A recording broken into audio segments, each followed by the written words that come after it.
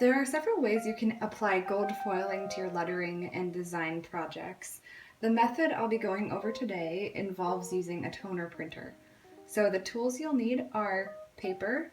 I recommend using copy paper or cardstock. This is 28-pound paper that I'm using. You'll need a laminator, you'll need a toner printer, and then you'll need foil transfer sheets. So this is the gold foil I'm using. It's Deco Foil by ThermoWeb. There are 5 transfer sheets that come in this tube. So let's get started. So step number 1, it's kind of like preheating your oven for a recipe. You need to turn on your laminator and let it heat up. So you'll have a green ready button that comes on when it's nice and hot. So just make sure you give it some time to heat up while you're getting everything else ready. The next step is printing your design on a toner laser printer. So you have 2 options for this. You can either find a design online that you like, or some clip art, something that's already on your computer, and just press print so that when it comes out of your printer, it's already in toner.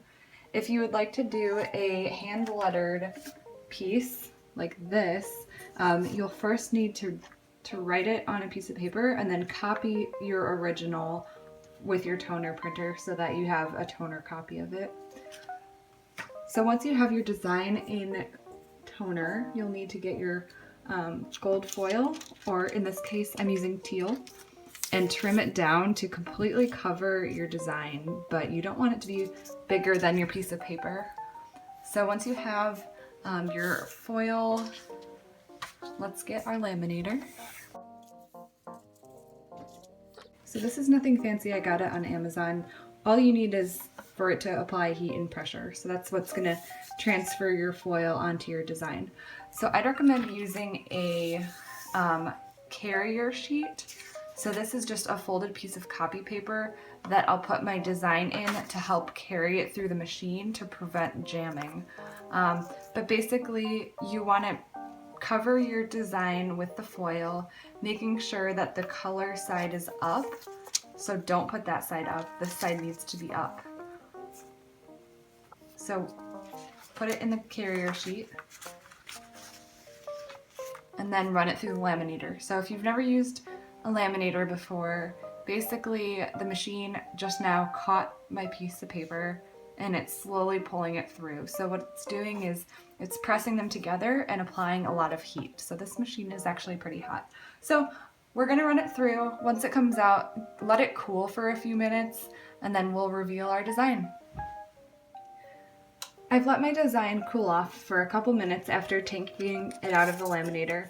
So you'll see that the design, the pineapple, you can kind of see the foil has stuck to it. That's exactly what you want. If it doesn't look like this, you can run it through the laminator again. You can put it through as many times as you need. It won't hurt anything. Just make sure once you take it out that you completely cool it off. So now we can gently remove the gold foil or teal foil to reveal our design. Look at that. So shiny. So this is so easy. It can add a really special touch to your lettering or your designs if you're making a card for someone. It's just a really unique thing to add. So let me give you one more tip.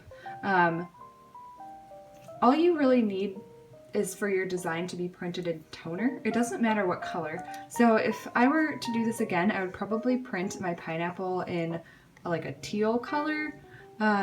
You can see there's a couple spots. I probably should have ran this through the laminator twice. Like right here, you can see that black toner that was printed out kind of coming through. So I'm guessing that my laminator probably wasn't hot enough yet. So if I had printed this in teal, then at least the color would be correct, even if it's not shiny in that spot. So that's just a tip that I've picked up after trying this out a few times.